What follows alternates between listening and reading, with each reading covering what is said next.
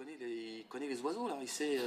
Et puis enfin, on a tous vu l'expérience Saddam Hussein, donc en même temps, Oui, c'est sûr que il a c'est sûr raison qu'il. d'être méfiant, enfin, de rester sur ses gardes, je pense. Oui, non, mais je pense qu'il a tiré le son de ce qui s'est passé concernant Saddam Hussein. Il n'a pas envie de finir accroché à une corde. Mais juste pour répondre à ta question, oui, je pense que la Libye, euh, elle est entre, il y a la Libye, il y a l'Égypte et il y a Israël. Tu vois. Donc, on voit ce qui se passe aujourd'hui en Égypte. Et tout ça, c'est lié en fait, tu vois. Et pour essayer de serrer les taux comme ça du côté des Égyptiens, il faut récupérer la Libye. Moi, je pense que ça, c'est. Ce que tu veux dire, c'est qu'ils perdent l'Égypte, donc pour la garder sous contrôle. Pour pouvoir garder l'Égypte sous contrôle et pouvoir intervenir très rapidement, il faut que la Libye soit entre leurs mains. Tu vois. Et c'est pour ça qu'aujourd'hui, aussi, c'est toujours les mêmes qui divisent. Je veux dire, aujourd'hui, si on nous dit les Tunisiens, les Égyptiens vont se faire massacrer par les Libyens, c'est leur désir. C'est leur désir. C'est pour monter, quoi, toujours les mêmes, les uns contre les autres. Et c'est le petit coq qui est là, tu vois, parce qu'il ne faut pas rêver, comme en Égypte, comme en Tunisie.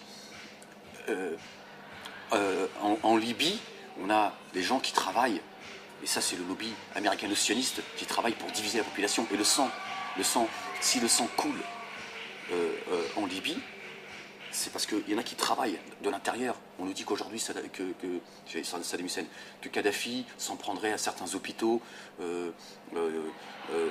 certains Libyens qui sont contre Kadhafi et qui seraient hospitalisés parfois de manière très, très grave. Kadhafi bombarde ses hôpitaux. On a entendu tout ce discours-là quand on est allé taper l'Irak. On a entendu la propagande des nourrissons, comme quoi Saddam Hussein s'en prenait aux nourrissons, que Saddam Hussein s'en prenait aux hôpitaux. C'est toujours les mêmes méthodes. Tu vois, toujours les mêmes méthodes. On fait passer Kadhafi. Alors moi, Kadhafi, je suis pas son avocat d'abord. Je ne le connais pas. Je suis un peu comme tout le monde l'actualité, mais je veux dire, Kadhafi, il n'est pas ce qu'on nous fait croire aujourd'hui. Je n'y crois pas un seul instant. C'est assez étonnant. Ben Ali, jeudi, c'était le pote, c'était le gars qu'il faut respecter, c'est la démocratie, c'est l'évolution du Moyen-Orient. Et le vendredi, c'est l'escroc, il a tout pris, machin, hein, hop, il faut l'isoler, il faut le bannir. Moubarak, pareil et tout. Et Kadhafi, pareil. Parce que Kadhafi, il faut lui reconnaître une qualité, c'est qu'il n'est pas obéissant.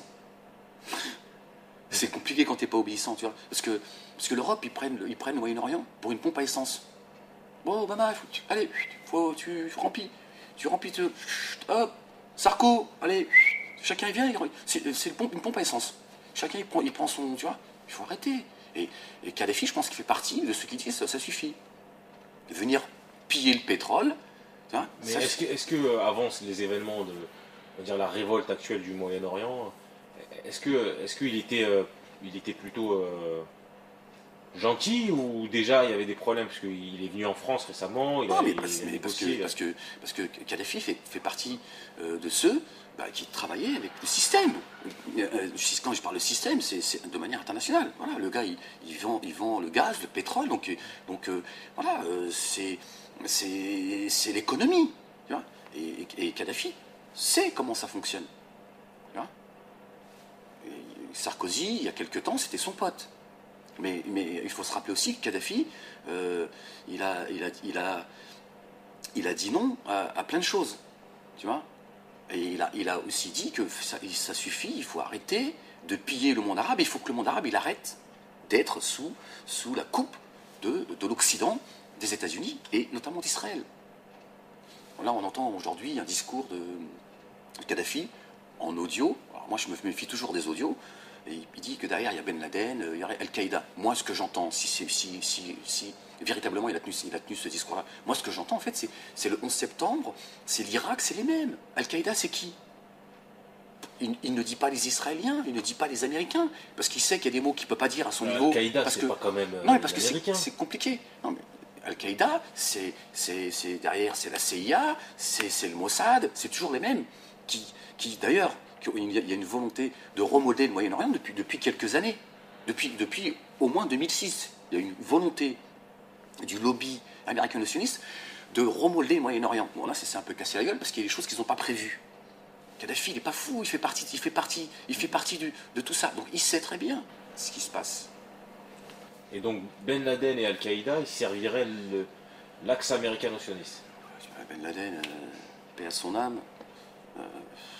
Tu vois, bon, mais moi je pense que c'est simplement, il explique aux gens en fait de cette manière, voilà, ceux à qui il en veut aujourd'hui Kadhafi, c'est ceux qui sont en train de semer le désordre. Les semeurs de désordre, c'est les mêmes.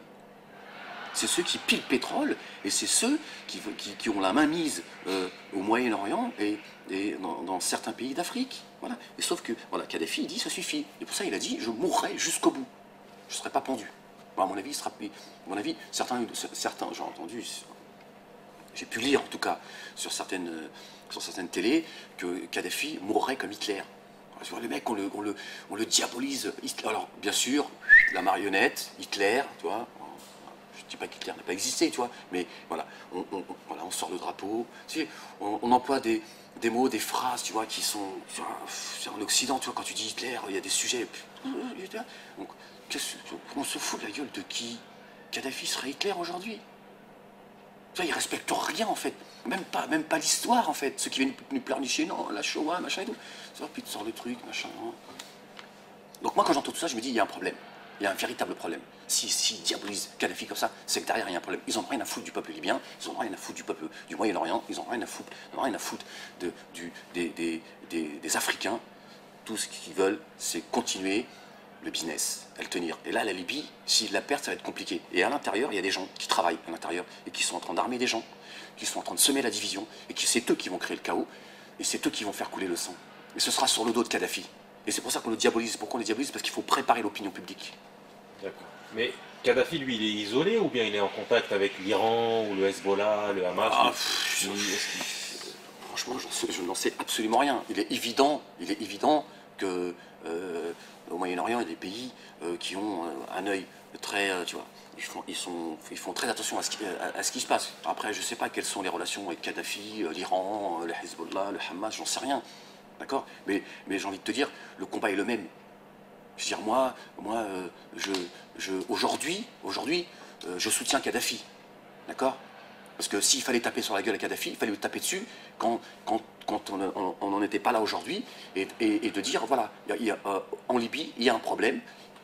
Là, on intervient, oui, on peut intervenir, mais de manière diplomatique. D'accord? Moi, aujourd'hui, Kadhafi, on veut le pendre, on veut mettre le chaos dans son pays. Moi, je dis, Kadhafi, tu as raison. Meurs jusqu'au bout, dignement comme un homme. Voilà.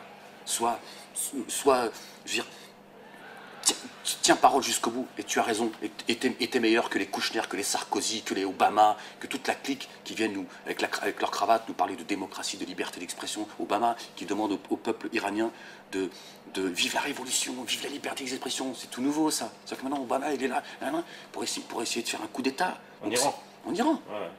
Tu vois? Mais pas chez lui, quoi. Et là, en Libye, non, surtout pas chez lui. Non, surtout, par contre, les Américains, il y a des cercueils qui sont prêts. Attention, hein, je veux dire. Il y a des drones aussi, ouais.